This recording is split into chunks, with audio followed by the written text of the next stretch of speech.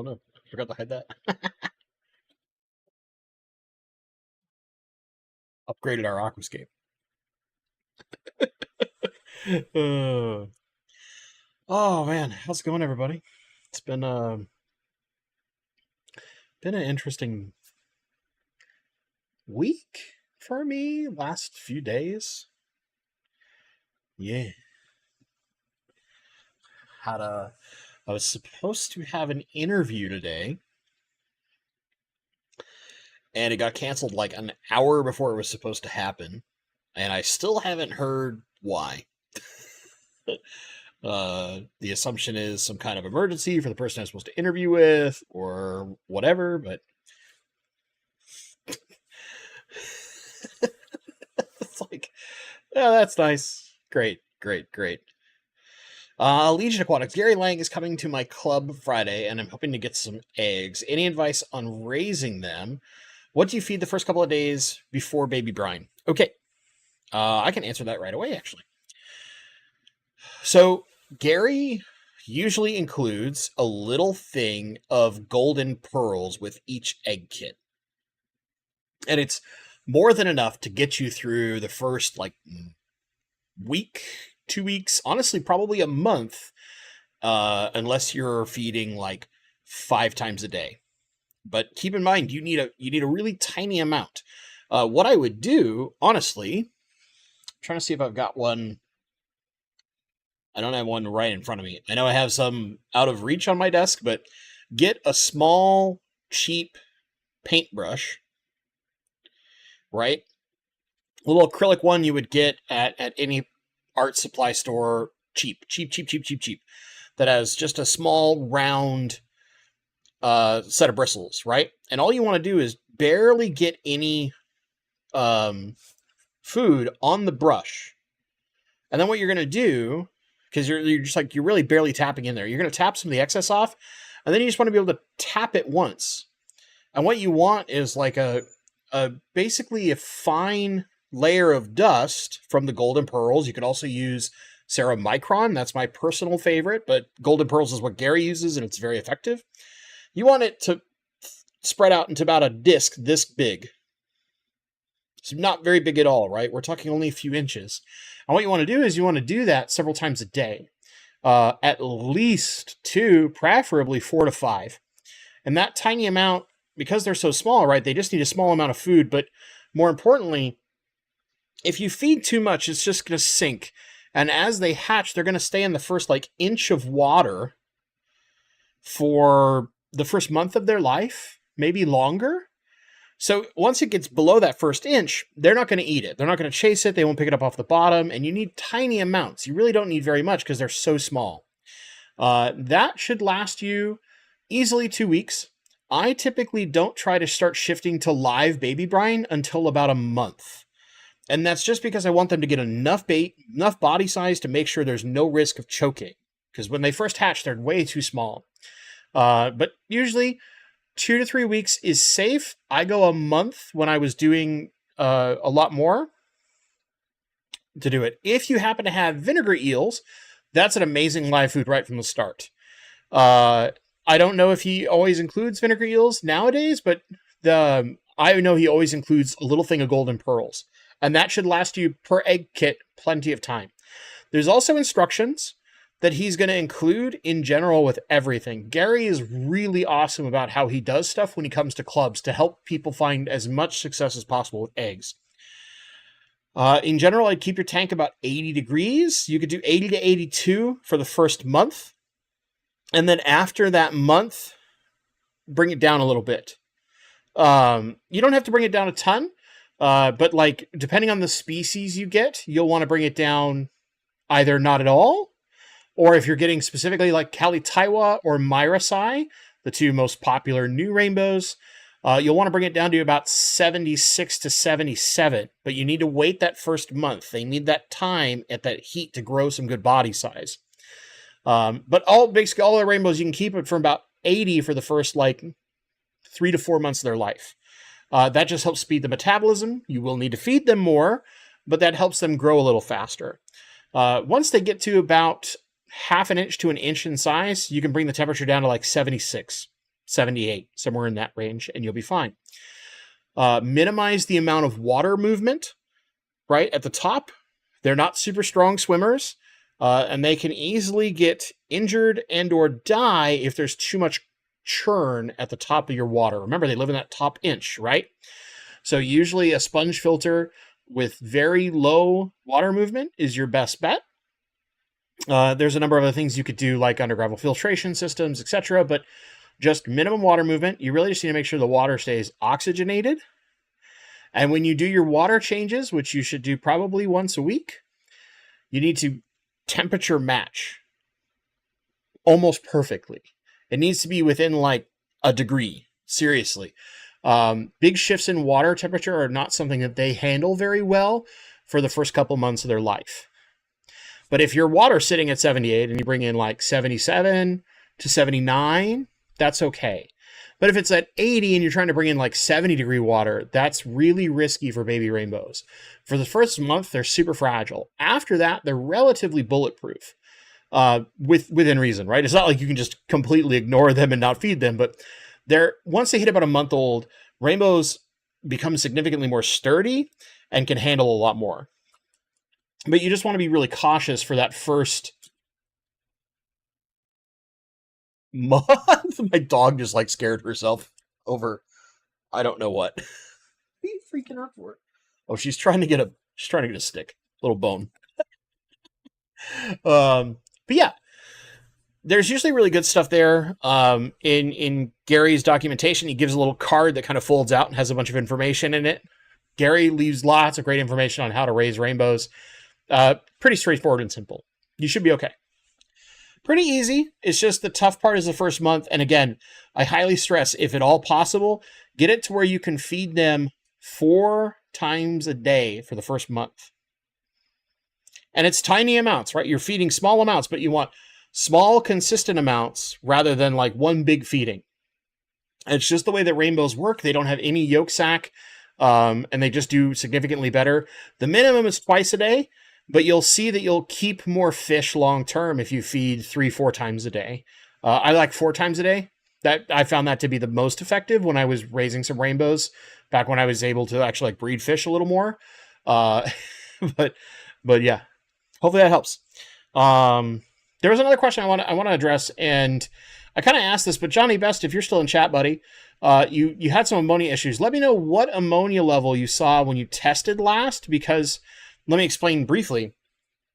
So he tried to put a power head in with a deep sand bed tank, had some issues, caused a big ammonia spike, killed his shrimp, but now the ammonia levels aren't coming down. And the first thing that my instant thought is, if the ammonia level went too high, it's actually too high for the bacterial colony, and your beneficial bacteria are struggling. So the first thing you'd want to do is water change. Try to dilute that ammonia issue out. But if you're only seeing like 1 or 2 part per million, it could be a matter of, one, water change again. That's going to dilute it down and help make it easier. But it could just be a matter that the test isn't reading accurately, and there's actually more than the test is showing. Or B, because that's not super likely, but it could. Or B, the bacterial colony took a little bit of a crash when you disturbed everything, because it could be that you had some level of sulfuric gas or something that got exposed from the deep sand bed, and that can mess with your bacterial colony for aerobic bacteria, right? Because you're trying to get anaerobic bacteria. Now there's a mess up of things occurring. And basically the only way to do that is to slowly dilute it down by doing a series of water changes, if possible. Yeah. Blake Howden, what are my thoughts on freeze-dried brine shrimp? I actually like freeze-dried brine shrimp, but here's the thing. There is a surprising number of people that have what is effectively speaking an allergic reaction to freeze-dried shrimp that might not otherwise have any kind of shellfish allergy. There's something to do with the way brine shrimp is when it's freeze-dried that causes some rash type issues in a surprisingly high number of people. This is something that they dealt with a lot at the co-ops, like retail store. There'd be a number of people who could not feed the freeze-dried brine shrimp. It's why they got rid of them for a while, because they would have just too many employees dealing with issues where when they touch them, they would get these develop these rashes on their skin, and it's really itchy and uncomfortable. So you would get it to where they either had to wear gloves, and like big gloves, because if it was in the water and they were putting their arms in, or maybe they're trying to catch a shrimp, or a snail was the most common case, or they're trying to get their hands in to like move a filter to catch a fish for a customer.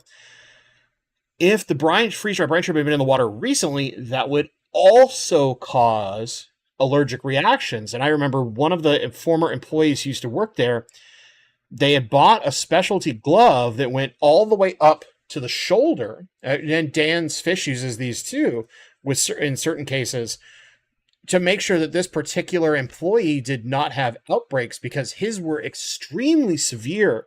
He would get these horrifically painful and itchy rashes whenever he interacted with any of the freeze-dried shrimp products, whether it was in the water or not. So I like them. It's just interesting that a surprising number of people seem to have an allergic reaction to them, where they otherwise don't with, say, like Frozen as an example. I don't know what it is. It just happens to occur way more than one would expect. Kingfisher says, birthing gloves. Farmers use them for cattle and other nefarious purposes. Yeah, I mean, that's exactly what they are. I'm sorry, I didn't know the exact name of them, but yeah, they just literally like rubber gloves that come all the way up to here. Just giant glove. Cora works. I have issues with shrimp proteins as well. Yeah, it's surprising the number of people who have it, and some people who normally don't have any form of shellfish allergy will experience problems just with brine shrimp that they otherwise did not experience. So it's really weird. Yeah. But otherwise, I mean, I like the stuff. I don't use it a whole ton personally, even though I don't have issues with any kind of reactions. It's just a matter of I've found a mix of food that I like, and I use that, and I use kind of the freeze-dried brine shrimp as an occasional treat when I have some. But the last time I had a bunch of freeze-dried brine shrimp, or like the tubifex worms that I got randomly, I think I went to an event or something, and they gave me a bunch of them. I took them to the Keystone Clash and gave them away. I gave them away as prizes for people that listened into my talks at Keystone Clash. What do you do? Oh, man. Let's see here. Kingfisher Sketch. Corey posted about outdoor brine shrimp ponds. What's the crack with that? Mass production or for fun? It's a combination of things. So they're trying to... He's tried to do this a couple of times in the past. And I know, I think Bob Steenfott has tried to do it. And there's a few other Washingtonian folks in the Greater Seattle Aquarium Society who've tried to do this, or larger Daphnia. Sorry, my dog's by the door whining because she heard some noise that makes her think she's going to, get out or something. I don't know what it is. She's just over there. Something has her very intrigued about trying to run out the room and go see probably my wife. Anyway, a number of people in the club and such in Washington, and you'll find a lot of people in areas when the weather is right will try to do this, but try to get a perpetual brine shrimp culture where they have adults breeding, so they continuously have live babies from a brine shrimp culture, rather than having to hatch eggs over and over and over again, or just having a big brine shrimp that can feed lots of adult fish. I have rarely seen any of these cultures last long term. It always seems like something where it's like, it's going well, it's going well, it's going well. It's no longer functioning, everything died, and it seems like it's far easier to find success with Daphnia. But the people who have the best success with Daphnia tend not to share their secrets, which is really annoying because they'll be like, oh, I just put this in as the food source, but they don't tell you what the mixture is or how much, and are they doing a water change to deal with it, or really any relevant information. And so everybody tries to replicate it and has trouble doing it. But it seems like Daphnia is easier to pull off the continuous culture with. It's just a matter of keeping the water quality right and having basically a dedicated place that is just that culture at a large enough size. Usually you need something like a 55-gallon tote or 55-gallon drum or some similar large water system to make it happen long term. It doesn't work in a 20-gallon long or a 10-gallon tank or something like that. It's just you're either not getting a big enough colony or more robust enough, or the water parameters can get fouled up too easily. But yeah. I mean, There's some other stuff that Co-op posted recently, and how to put this. Depending on your opinions, you either like it or hate it. And that would be like the Kentucky warehouse move, right? For those that don't know, Aquarium Co-op opened a warehouse in Kentucky. And is closing their warehouse. They've effectively closed it, but there's still a lot of stuff that has to get broken down here in Washington. So for their customers that are like Midwest and East Coast, it's a benefit to you because things will get to you faster. And in theory, it's cheaper for them to operate, right? Because it's a lower cost of operation state, less tax. They don't have to pay their employees as much. I'm sure whatever employees they had in Washington will be guaranteed their current wage for a certain period of time, but not very many employees in Washington stayed on, and I don't blame them. You literally have to uproot your entire life, move across the entire country for a job in a warehouse. But for those of us on the West Coast, we went from getting like 24 to 48 hours when we would receive orders to, I've seen a few stories so far. One guy down in California, it took him like 2 weeks almost to get his order, and the plants died in transit. There was a few other people that I've talked to. I talked to one of the partner stores that's actually here in Washington, and he used to get his orders within 24 to 48 hours, so it made it a little easier because he's a small store to make smaller orders, right? And now it's 10 to 14 business days. So bare minimum 2 weeks between when he can place an order and receive an order. So now he has to make basically larger orders, which is difficult because he's a small, relatively new business. And that's causing a lot of issues for certain people. Now, I'm sure partner stores that are on the East Coast or Midwest are probably getting a big benefit because things are probably going a lot faster. But yeah, so for me, I'm on the not so happy side. And Steven kind of mentioned this a little bit. Kingfisher's catching it. Stephen P had a post right above it. Basically, it's kind of one could argue it's a topic for a video, but I don't know. We'll go a little wild. Who said I ever stay on the rails here? It is that, there's going to be a lot of people are going to be happy about it. But for me, that takes my local fish store and kind of changes it from no longer being local. Yes, there still is a small retail store here, but the bulk of their business has become the online shop, right? And a lot of things get fulfilled as online orders, even though I can drive up there. There's often been times where I've placed an online order knowing that I won't be able to make it to the store because of work schedules or whatever reasonably soon, but I can still place an order, and it was like my local business. But now you've got a number of people who used to have jobs here in Washington that no longer have a job, or at least will no longer have a job soon when they're done shutting down the Washington warehouse entirely and breaking it down. And for me, part of the reason why I cared a lot about buying from Aquarium Co-op was it was the local business. And I actually care a lot about local business. You'd be surprised about the number of times I have intentionally cost myself more money to buy from a local business instead of an online business or a large chain. And often inconvenienced myself, done things that would take more time out of my day, skipped the Amazon type purchase, right? That Amazon mentality, because I love supporting small business. And now it's no longer, in a way, the small business in Washington to me.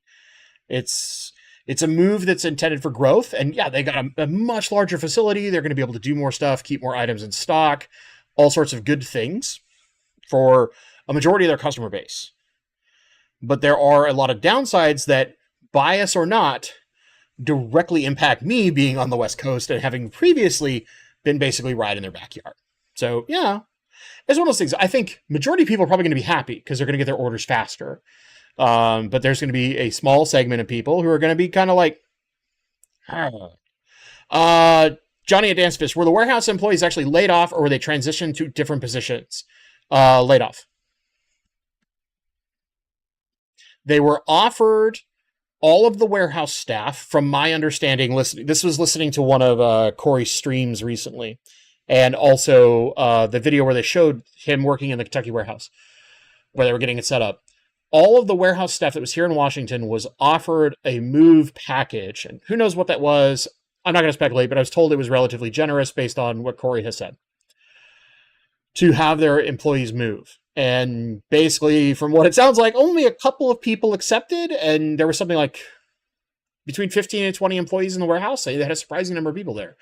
So, the short math to me is like at least a dozen people, but potentially upwards of 20 people, maybe even more. I don't really know how many were employed there. I know that warehouse runs like pretty crazy, so there's a good number of employees. All lost their jobs. Now that means there's a bunch of new jobs in Kentucky. That's going to be great for the people in Kentucky, right? They're in Lexington now, which is right in, as somebody's mentioned, Dustin's fish tank's backyard. And there's another interesting question there. It's now Corey and Dustin have long time not been very friendly and have been competitors. And now he's like showing up right in Dustin's backyard. Sid Miller, would you call a 6-month warning time period being laid off? Yes. You're still losing your job, dude. Whether you have 6 months, I mean, yes, it is generous of them to give that much heads up and let them know, like, hey, here's the timetable. Here's the package we're going to offer you if you want to stay employed with us and move to Kentucky and work in that warehouse. Do not get me wrong. I think a lot of those things are generous, and it's significantly better than probably most other companies, definitely Amazon, would ever do. They're still being laid off. They're still losing their jobs. You just have more time to look, but at the same time, how easy is it to look for another job if you still are expected to earn all your pay, and if there's a severance package, which I'm sure there is, earn that severance package, you have to still be working your full time. Finding a job is a full-time job. Trust me. As someone who is actively looking for a new job, it is a full-time job. It takes a lot of time. But yeah, it's what you do. They have to make decisions for their long-term business. Totally get that. I'm in, from what I understand, to be the minority. And that's fine. Right? As long as a majority of their customers are happy and get an improvement, that's going to make a majority of their customers probably even more likely to keep with them. But for some people, I've seen some people that were really upset. I'm not like crazy upset. It's just kind of like, I look at the bad side and I'm just like, this sucks. There's goods, but this sucks. Personal thing.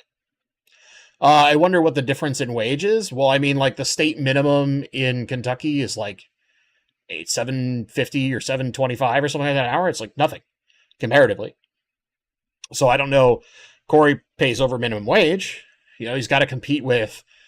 There's a gentleman I met when I went to Triple Crown who worked in the Amazon warehouse over there in Louisville, and they paid something like $20 an hour still.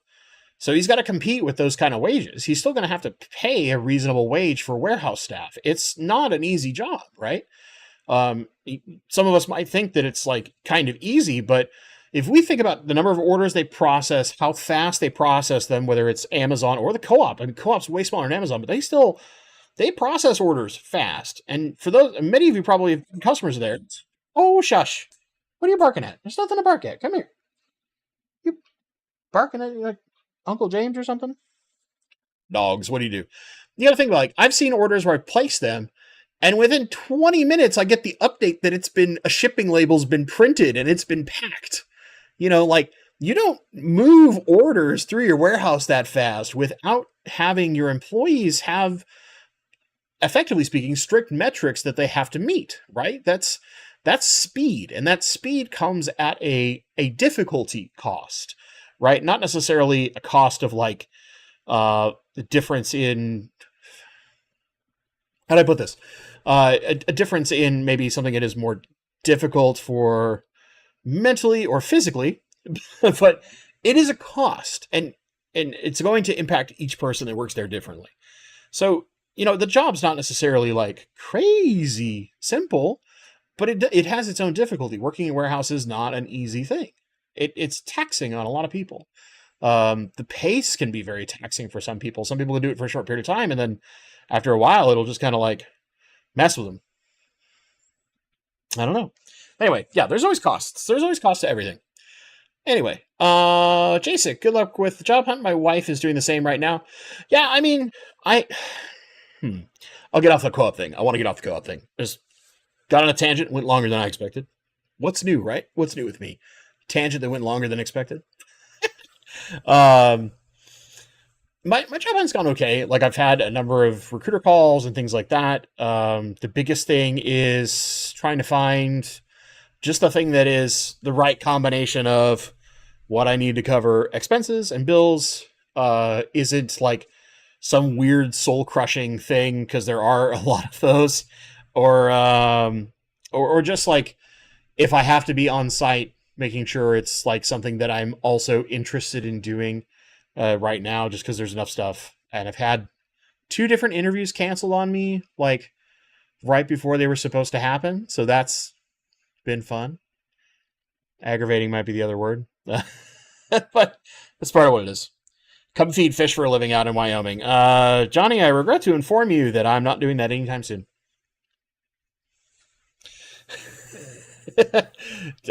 So I think I told this story before. Really early on, before Dan even like set up his first big series of investment, before the new warehouse was built, when he was still working with like the fish annex out of his place, when it was in the process of building the new place, basically, he was getting all the permits and stuff done. Dan had reached out to me, and it's far enough down the road now that I don't think Dan minds me talking about this. He'd reached out to me actually to come work for him, specifically with the intent of using my former marketing background. Because for those who don't know, I used to work in marketing before I got into doing testing, which is what I do now. And I still kind of have worked side by side with a lot of marketing teams in my current work. So I kind of still keep abreast at certain things in the marketing world. But he'd actually talked to me about coming to work for him. And the plain and simple of it is, all right, I have a disabled wife. I have a house and a bunch of other things that like it's not easy for me to uproot. And because of some of the things, like my necessary income is a lot higher than probably what can happen there right now. It'd be fun. I love Dan a lot. I love the business he's doing. I root for him constantly. But yeah. Employers who don't put interviews on their calendar aren't worth your time anyways. Oh no, these were on their calendar and got canceled. One, they literally killed the job posting entirely, so they had to have some budgetary issue. And the other one was an emergency they're trying to figure out, because I haven't gotten the answer yet. But it was supposed to be today, and it got canceled an hour before it was supposed to happen. It's like, but emergencies happen at work all the time, so I can understand where some kind of problem happens. The person who was supposed to do something has to now drop everything and go do some kind of like damage control meeting, or maybe they've got a family member who got sick, or they got very sick, whatever it may be. I'm not too stressed about it. I'll get information, blah, blah, blah, blah, blah. It'll happen. It'll happen in time. I've thankfully am doing okay. Yeah, healthcare is actually like one of the biggest things for me too, Geek Boy. Totally understand that. Believe me, I would love to be in a place where I could consider working for someone like Dan, just because I love Dan a lot and I want his business to succeed. And I know if I was working for him, I would go crazy. Kingfish, give you a name for what? What am I missing? What? What did I miss? Hold on. To the warehouse. Rock and hard place. Oh, title of the person I'm supposed to interview with? Nah, don't worry about that. I'm not that stressed about it. Life is life. Things come your way eventually. Only way. Damn it! I just went 0-3 in my MTG arena draft. It sounds like the last couple drafts I did where I just got skunked out. It was like, man, am I actually good at this game anymore? I might not be good at this game anymore. Okay. I did see Johnny Best got back to me. I know you hate CCAM, I don't, but how does QCM Equilibrium work? Okay, you had something before that. You were telling me the parts per million. It was like 25 to 50 parts per million or something like that. Is that what you said? There it is. Ammonia level is 25 to 50 parts per million. Holy mother. Okay, at that level of parts per million, the ammonia is so strong that it's killing off all your beneficial bacteria. You literally have to just keep doing water changes. I assume at that level that like everything in your tank died. So basically you need to like empty the tank entirely and do an all new fresh amount of water to dilute it down. And you might have to keep doing water changes like every day after that if you keep seeing spikes of ammonia. Because what has most likely happened is that initial release of gases, ammonia, whatever the heck it was, has killed off every ounce of living stuff in your tank. And so those things, whether they're visible, like your shrimp, or not, are now dying and decomposing and producing more and more ammonia. So basically what you're going to have to do is an armada of water changes to dilute this down to where it's controllable, and the bacteria has a chance to start growing again rather than just being nuked, right? You basically just like bleached your tank is the way to think about it. This is recoverable. It's just going to take time, and then you're basically starting from scratch all over again because your whole bacteria colony went. Not fun. I'm sorry for you, man, but hopefully that helps just like water change your soul out for a while until you see it stay static several days in a row where it's 1 part per million or less, preferably less. And then you can start, then from there, you should be able to start seeing the nitrogen cycle kick off again as new bacteria forms. You'll eventually form some nitrites, and then those will get eaten up, and then you'll form some nitrates, and you'll kind of come back to normal. Not fun. I'm sorry you had this happen, but yeah. Oof. Dylan August, I have a question about using a UVC inline filter. Will it kill all the beneficial microfauna in the tank and ruin my natural food web ecosystem? Okay. No. There is a world where this could potentially happen, but basically it's only going to kill bacterial things that are in the water column that pass through it. But that food web, all that microfauna and stuff that you're trying to create, usually is attached to surfaces. And those surfaces are not getting exposed to the UV light. So they're going to continue to propagate. It's just the water around them that will be effectively sterilized from bacteria, but it doesn't mean that that water will also kill all that microfauna and bacteria and all those like fun food webby type things. So no, there is a world where potentially it causes a problem, but the likelihood of that happening is just so teeny tiny. You're talking about 0.001% type things, and not necessarily like a, oh yeah, you got like a coin flip going on, right? Don't stress about that. In general, most UV sterilizers should not be run 24/7 to begin with. A lot of people do, but actually really what you want is you would want to run it for like 1 day out of a week. All you're trying to do is minimize the likelihood that some kind of issue pops up, and that also makes the UV last longer. Water can still be running through it, right? But you don't necessarily need it on, or you could have it on for like 3 to 4 hours a day, right? Like in the middle of your day when all your photosynthesis is going on, maybe you have it off. But maybe in the middle of the night when everything's turned off but water's still flowing, then you could kick your UV on and sterilize any potentially nasties that have hit your water column for like a 4-hour window, depending on the churn rate of your tank. You don't need to run it 24/7, especially if you want to save yourself some money. Just hook that bad boy up to a Wi-Fi time. You'll be all right.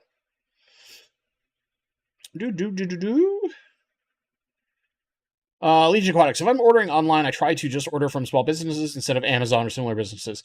I mean, there's some like quote large unquote businesses like, and I would say this is in hobby, so I think of places like Boost Plant. In the grand scheme of things, they're a small business, but in the world of aquatic plant sellers, they're kind of a large business, right? I occasionally order stuff from them, but that's usually when I'm trying to get something that I know is sustainably grown, because they have some bad reputations, and is not regularly carried at, say, like one of my local fish stores. So like several, there's a number of some of the larger leaf booses that I like that are farmed that I don't see basically ever carried at my local fish stores. So that's where I'll use something like them or some of the other online plant sellers that sell a few more of the uncommon plants to just get what I like. I used to use Aqualab Aquarium. I think that's right, down in California. But I've recently heard that they've changed quite a bit and have lost a little bit of their quality. And I have a feeling that just has to do with whoever was in charge previously when I used to do a lot of that stuff. Because that person was on top of all their inventory. When I would place orders well before like my channel had any size, I would get messages like, hey, I saw you ordered this. I have 3 in stock. And I was going to send you all 3, but one of them doesn't look very good. So if you don't mind, I can either refund you or we can wait until my next shipment comes in and I'll ship you the remaining one at no extra cost just to make sure you're getting everything you want, but it's in better health. This one I'm a little sketchy on, and I just don't want to send you something that might die because I want you to be happy as a customer. And from what I've heard from a few other people recently that have tried using that company based partially off my suggestions in the past and my experiences, they've had a lot more problems with some of their plants showing up, so can't necessarily suggest them anymore. Hopefully that changes.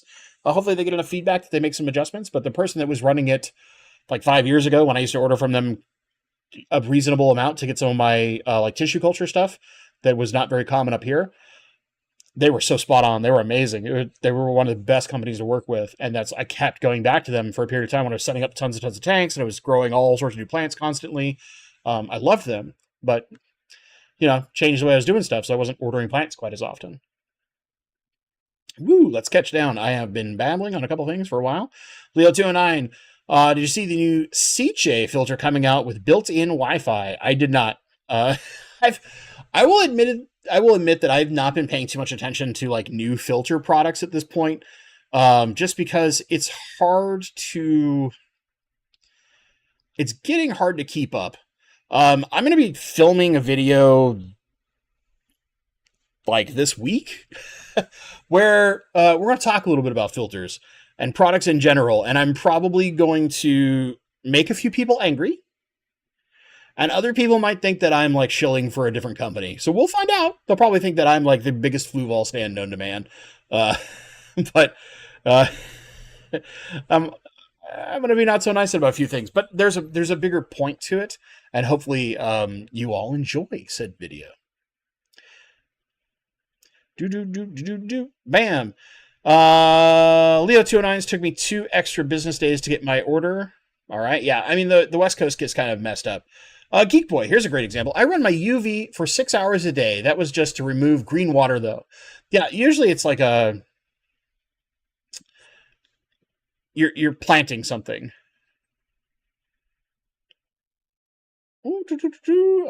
Science question for you. What happens to the sodium in sodium bicarbonate after it's put in your aquarium and you have used potassium bicarb or dolomite instead of... Oh, and have you used? Okay. There was an answer here from Kelly, which is very helpful, which is to say that the sodium stays right there until you remove it, which is to say through some semblance of water change. Almost no plants like sodium. They do not use it. I will say that one thing that I have done in a number of my tanks is I will add a very tiny amount of reef salt when I start new tanks. And let me explain why. My water has like nothing in it. there's like a little bit of iron and a tiny amount of chlorine, and that's basically it. There's so little in my water out of the tap that I often have to buffer my GH and KH with things like crushed coral. One thing that I have noticed for my water and my experience personally is if I add a very small amount of marine salt, and the reason why I specifically use reef salt is got a bunch of like mineral content on top of the salt within it. What I have noticed is it adds just the right amount of a bunch of like trace minerals and a little bit of like hardness buffering from the tiny amount of salt that it helps my plants kick off for the first like 2 weeks. And in that time, I'm doing water changes, so it's getting diluted, right? But I've noticed that small amount of mineral content helps with some of the trace minerals, and it could be very well that it's getting absorbed into my substrate, what have you, but it helps for the initial kickstart of a tank. And then from there, I only use it medicinally in small doses. And the dose that I typically use is about a teaspoon per 20 gallons. Tiny amount. Tiny amount. But it just puts a small amount of like trace mineral content from the reef salt into the water and a small amount of buffer on top of using things like crushed coral and some other substrates. Personal thing I've done for a long time now. I don't know that I've actively talked about it in a video. I probably need to at some point about some of the crazy things that I do that I probably wouldn't tell other people to do, but it's just what I do. Oh, man. Now, as the other, for like potassium bicarb or dolomite, I have friends that love potassium bicarb. I have friends that have used dolomite. I personally have always basically just buffered with crushed coral and not worried too much about buffering KH, except in the case with the anoxic experiment tank. I'm specifically trying to get to a certain level of KH to start, and then I'll just do what I would have done with any of my other tanks naturally over time. Which I'm pretty much there now. It's just establishing the bacteria colony and getting the first sets of data coming in. So actually, like the first test worth of data needs to happen this Friday. So we're going. We're starting. We're getting there.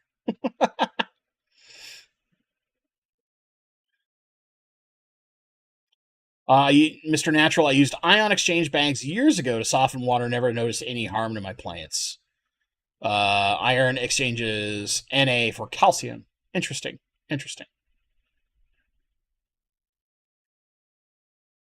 Yeah, and there's some conversation there, but I'll skip. Boop, boop. Branton Lightcap, I'm a big fan of using marine salt in freshwater tanks. I like it when I need to do low-level medicinal work, in the sense of like when I'm trying to do something therapeutic, just to make sure, rather than using full-on medications, if I'm noticing some small issues in some of my fish. I don't do that super often because I just don't encounter it that often, but when I do, small amounts of that salt is kind of my go-to initially. Kelly Foreman, there are way better ways to get buffering into your water than reef salt. It's mostly sodium chloride. I just said, I don't necessarily recommend what I do, but it is a thing that I do, and I've got how do I put this? Like mad scientist, witch doctor mixture of things that I like, and it gets me where I need to be. And it is yet to go wrong. So I'm going to go by something I say very frequently. If it ain't broke, I ain't fixing it. Take that, Kelly. That's what. No, I understand there are better ways, and I use a number of different things. But that's not it. So, like, you could use QCM Equilibrium to answer that question. Equilibrium is a remineralizer. So that is a product that is designed to use typically with like reverse osmosis water, but you could also use it with fairly mineral light water like mine to add mineral content to the water, and that helps stabilize your water rather than having it have nothing in there, frankly put. Typically, the best way to use it is you're using a specific dose to get yourself to roughly GH and KH 4. That's 4 degrees of hardness, because that's the optimal quotation marks target that a lot of planted tank users like to shoot for. If you chase optimal constantly, you're going to find more headaches than help, unless you're like an absolute perfectionist in everything you're doing. Just my 2 cents there.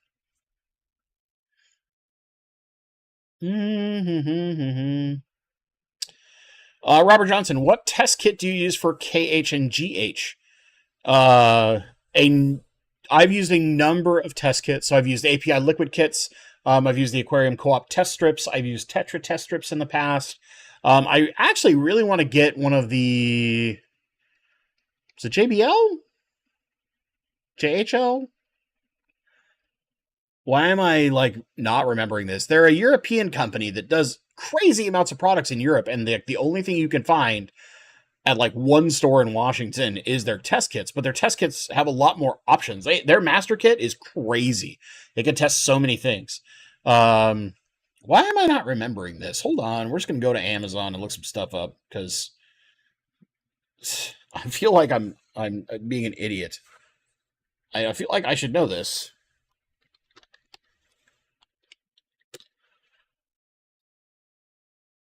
There's also like this. I've never used the Sarah ones for those that have seen those. I swear it was like JBL, but it does like Amazon just not have it. You sons of... Chad, help me out. No, it's not Salifert. It's literally like J something else. Yeah, it's JBL. Okay, it is just JBL. Thank you, Sid. I'm just being an idiot. What else is new, right? What else is new? Kelly Foreman, as long as you recognize it's voodoo. Look, I believe in what I want to believe in, Kelly. You might believe that sunshine and rainbows occur, but I do not. I believe in hard, firm bullshit. Oh, Lord. No. Yeah, I totally understand it's not perfect, but my water has effectively nothing in it, so the small amount of sodium does help kind of with a few things. Is it perfect? Absolutely not. Is there a better solution? Probably. Have I just stuck to it because it's like some kind of level of superstition at this point? Absolutely.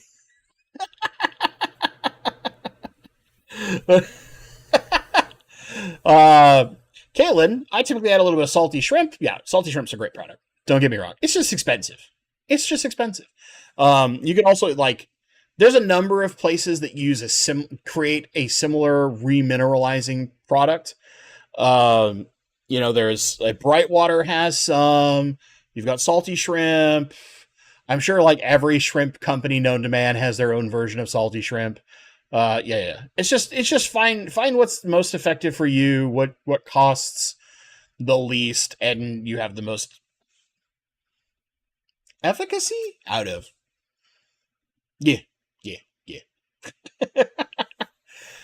I believe everything I see on the internet. That right there, power of positive thought. Everything on the internet is true. Nothing is a lie at all. Sid Miller, the JBL root tabs are great. Yeah, I have not seen anything from JBL except their tests here in. There's like one store in Washington that carries them, but they have like the big JBL master kit that has like 8,000 things in it, and I almost bought it on a whim, and now I kind of regret that I didn't. It probably would have expired by now, but considering I think the last time I went into that shop was like 2 years ago, maybe it was a year and a half. It's been a while. Aquarium Domain, I'm feeling a 2-hour stream tonight. Oh, dude, I am not. I've had some, how do I put this? I had some frustration earlier today with that whole, like, we're canceling your interview that I had spent. I think I spent like 2 hours prepping for it too in that morning. And then they're like cancellation notice. And I was like, just wasted all this time. It's never really wasted, but it's one of those things where I was like, well, fine. I got to go work on other stuff now. I got to go hunt for other nonsense and make a bunch of phone calls and find out what the heck is going on. And then Be dejected and angry. Harumph. Also, like, I know that brother-in-law James, the wonderful person he is cooking dinner right now, and it's going to be ready soon. So 2 hours would mean my dinner would be very cold. That'd be no fun. Plus, I'm sure my wife wants to spend time with me. I mean, Jeremy, I know we've created the broship, but you know how it is. Marriage is a thing. Oh man. And Tony Adams, it's all right, Bentley. Half of my daily activities are based on superstition.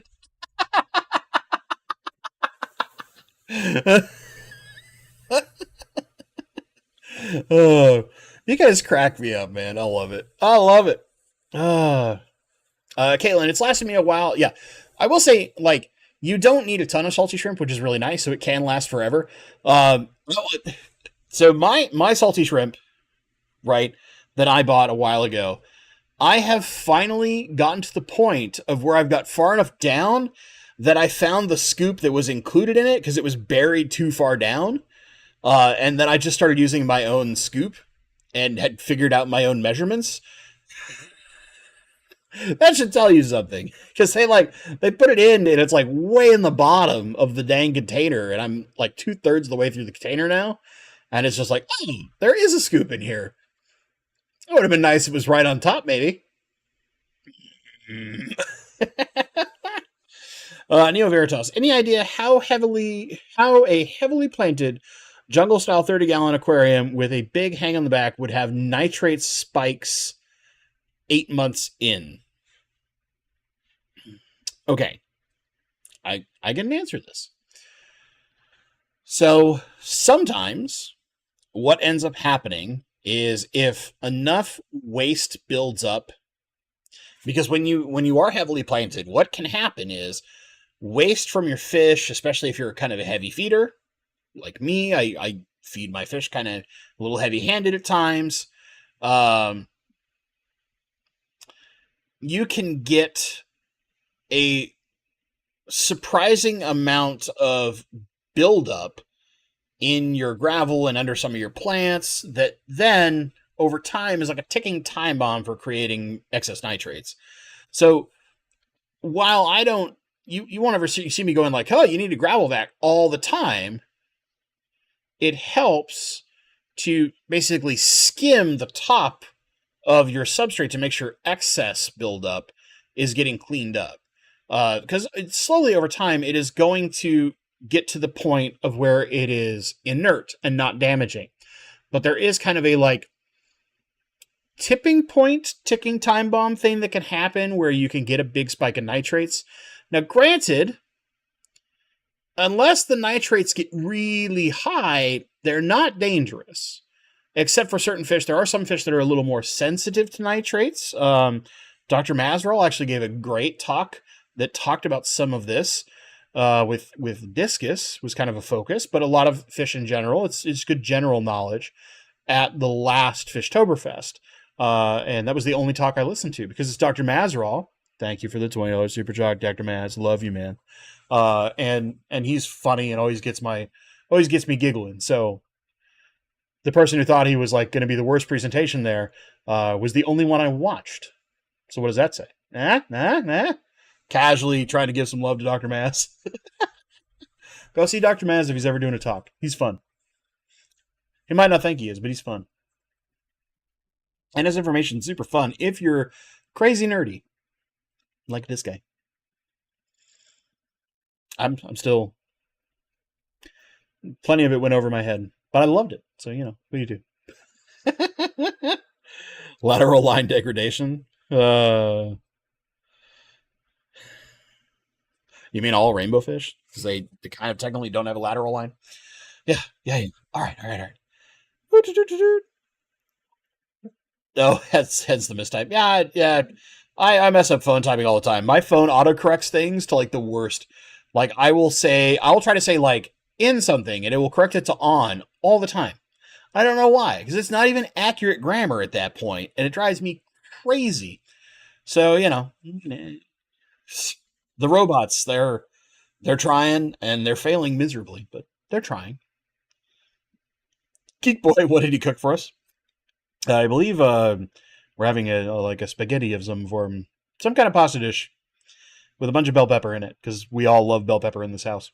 We put it in like all sorts of stuff that maybe you would not normally do so, but we put like big old chunks of bell pepper in like all of our pasta sauces, and we mix bell peppers in when like we do tacos, rather than it's like pseudo taco fajita thing because it's mixed in. Yeah, we put bell peppers in a lot of stuff in this house. And make sure I didn't miss something else. Let me see here. I feel like I did. I had to have. Had to have. Yeah, I guess I had to have one more question. We need one more for the end of the eve, if you will. What do you thought it was? You said at the start of your presentation you were apologizing that you weren't going to be as entertaining as Alex, and that you were sorry we were watching like the worst talk of the day or something like that. I remember I was like, don't you do that? How dare you, sir? Brian Radovich, plants are excellent vectors to give yourself snails, planaria, and columnaris. You mean camellanus worms, I think. I've learned all of these the hard way. Although I love bladder snails, I was gifted. They work hard. Yeah, bladder snails get a lot of hatred that I don't feel they deserve. It's just one of those things. I don't get it, because they I guess it's just because like they replicate so fast and so easily that people feel like they're a pest and an infestation, which they're a pest snail by our standards, but I never care about them. Because for me, like, I know that if I have way too many, I just have to cut back the amount of food I'm feeding, and the fish will live and the snails will die. They breed like, I don't know. I've not had ram's horns be nearly as like prolific as either Malaysian trumpet snails or my pond snails. But that might be my water. Maybe I just don't have enough calcium for them to be happy. But yeah, I like snails. Snails are great. And they're also puffer food. If you have puffers, this is free food. Oh, man. I didn't see Leo. I didn't see the new canister. I mean, I guess the question is like, what level of value proposition is it? Which one is it?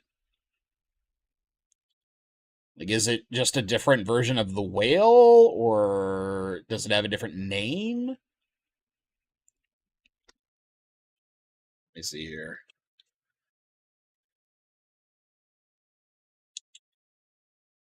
Is it the Syncra? I mean, I'm instantly a little suspect about it, but if it has a DC controllable pump, that's interesting. Called the Mega? Huh. Huh. Now, I haven't looked at it in depth. I'd check it out. Kelly doesn't like bell pepper. I don't know if we can be friends anymore, Kelly.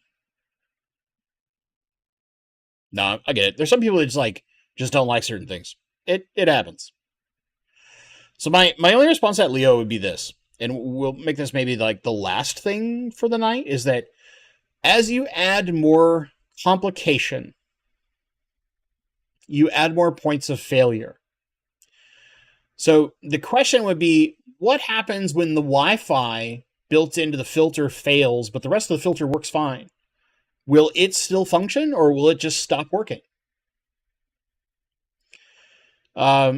Wi-Fi devices can be notoriously flaky when you use certain cheaper hardware. So if we're relying 100% on the Wi-Fi for all of its function, how long is the lifespan of that filter actually going to be compared to, say, the regular whale or some other thing that is not reliant on that? Or a more like analog cable controlled, like say DC controllable pump or something, right? Those are the things that I would have concerns about.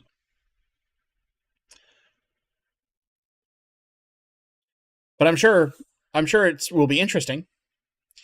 Right. And there's the other thing, like when you lose power, do you have to reprogram it? Do you have to completely change it? Does it even fire back on when you resume power?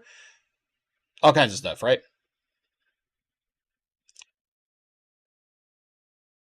It's questions that need to be asked. I'm sure we will see videos about it from KG Tropicals because he carries a lot of CJ products as soon as it is ready and available. And I can instantly take any review he makes with like 75 grains of salt and maybe an entire box of it because he sells the product, so it's unlikely for him to really go in depth on the negatives of the product because it would go against his ability to sell it. But it would be interesting to learn. I heard a thing the other day you might like. Every point of convenience is a new point of failure. That's very accurate. But sometimes it is worth the complication for a certain level of convenience.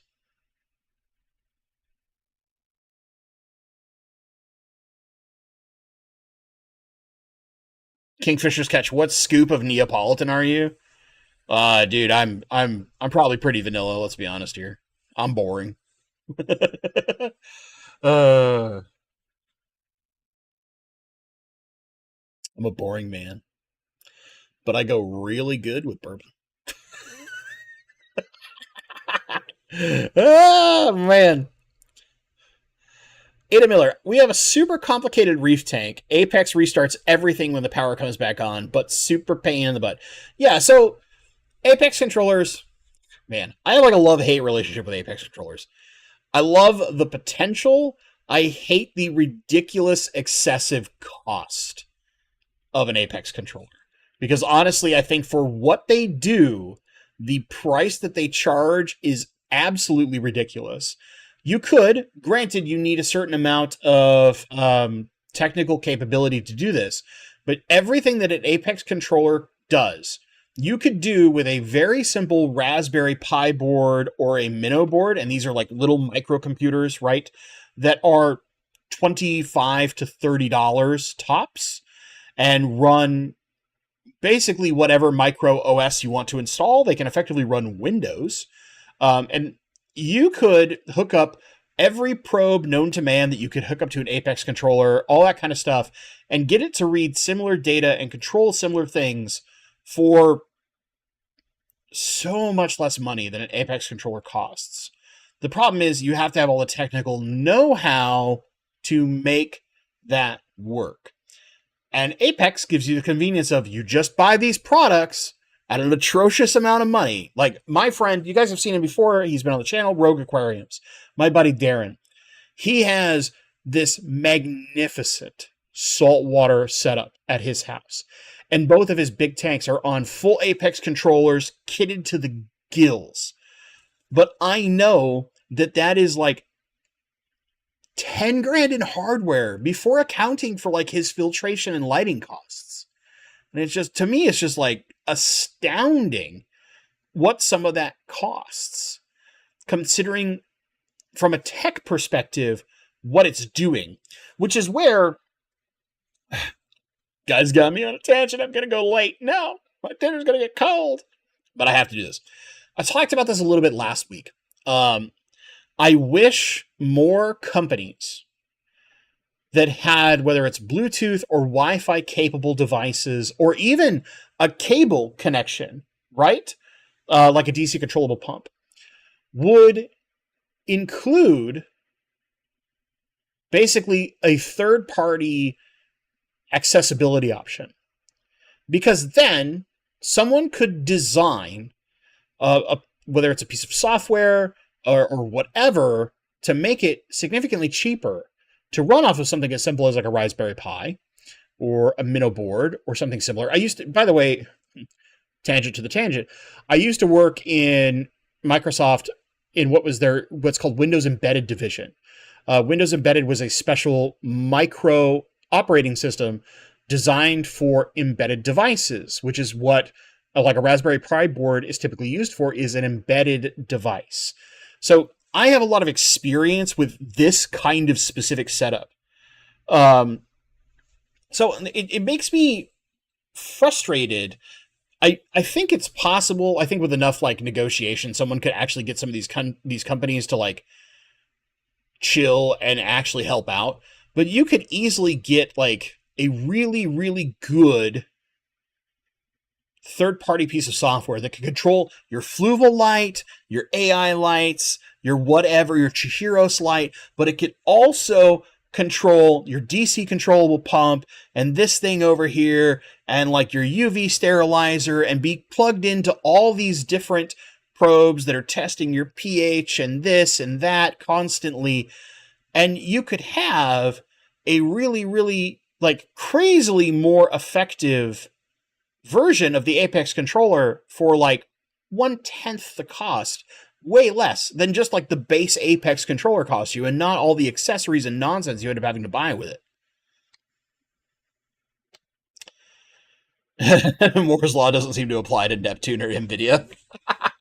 But yeah, it's one of those things where like, if I were to win one of those crazy lottos, maybe the first thing I would do is go hog wild on trying to make something that could do that for like dirt cheap.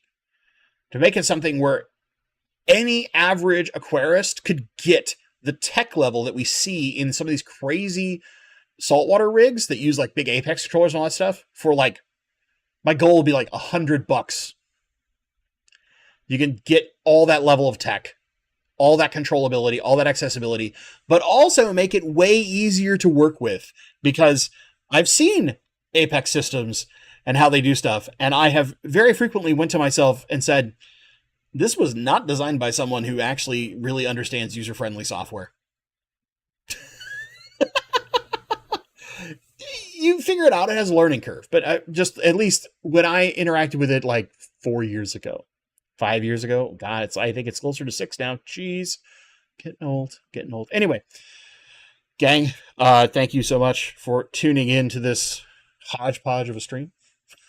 We've had a good amount of fun, but yeah, just thank you, everybody. I hope you all have a fantastic rest of your week. Be looking forward to the video this Saturday. We might make a few people angry. Who knows? As always, my friends, thank you so much for watching, and stay awesome.